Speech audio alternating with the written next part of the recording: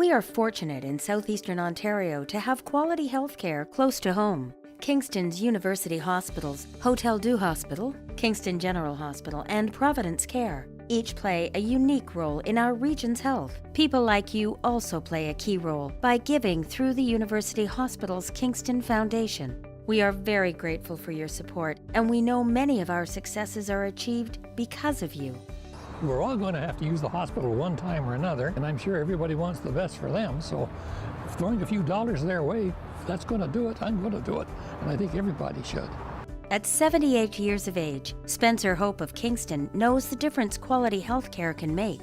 Last year, he suffered a major heart attack while playing hockey in a local old-timers league. I was in the hospital for 85 days. I was in the ICU for nearly 2 months. I was on total life support systems for 6 weeks when my cardiologist came in, and he just looked at me and smiled and said, "You're a miracle."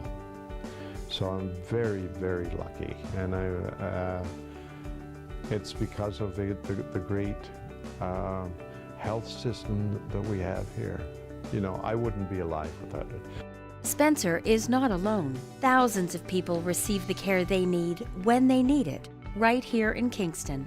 We know there are growing demands for services, such as within the eye care department at Hotel Dieu. When I started, it was somewhere around 15,000 visits per year.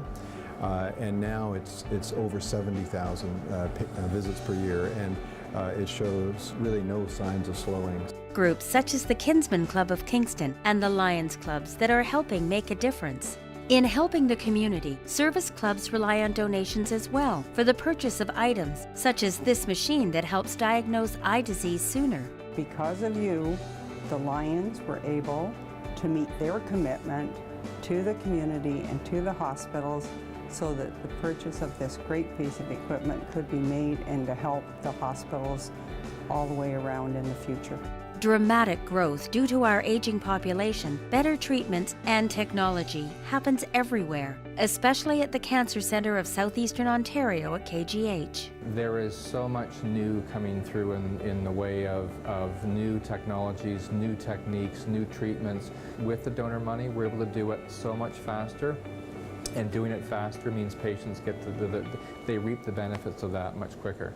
Every dollar counts. Some are a bit more precious, such as the $512 dropped off by Keegan Vallier last December. Because his 8th birthday was so close to Christmas, he asked his party guests for a donation instead of a gift. He and his younger brother Aidan recently checked out some of the equipment used in the center.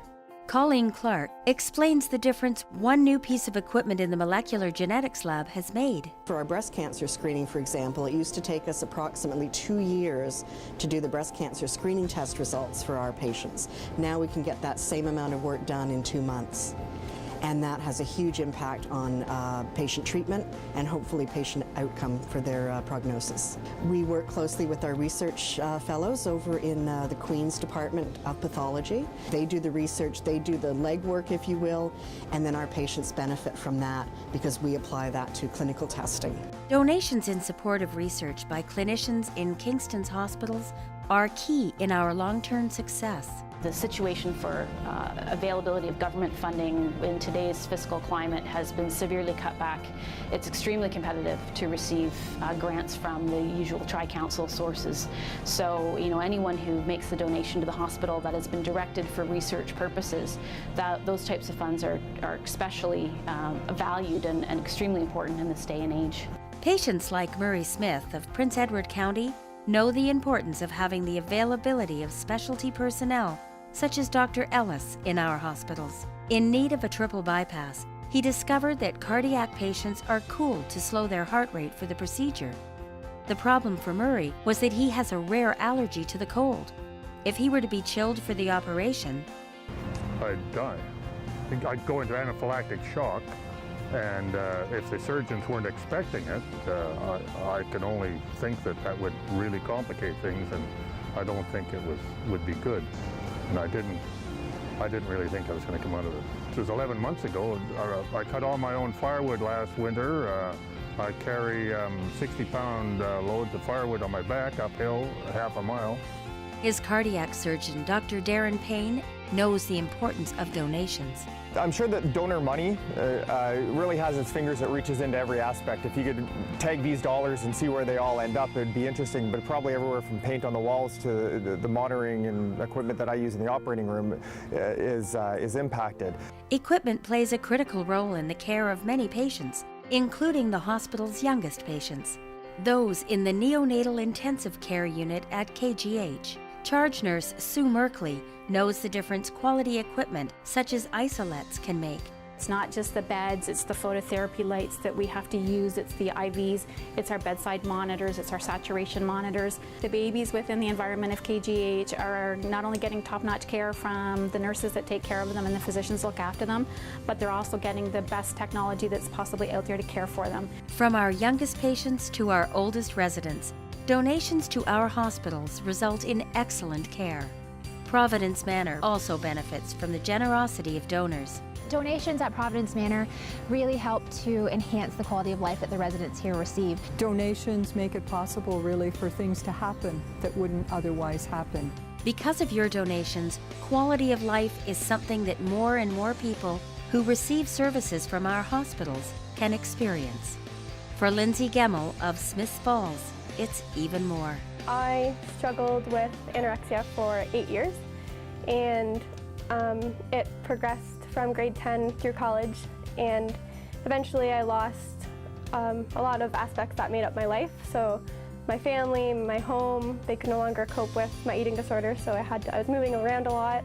Lost my license at one point. I lost my friends, my ability to dance, my ability to go to school for a while. I was very sick. Then she learned about the eating disorder clinic at Hotel du Hospital, where she met a very supportive team, including dietitian Sandra Leduc.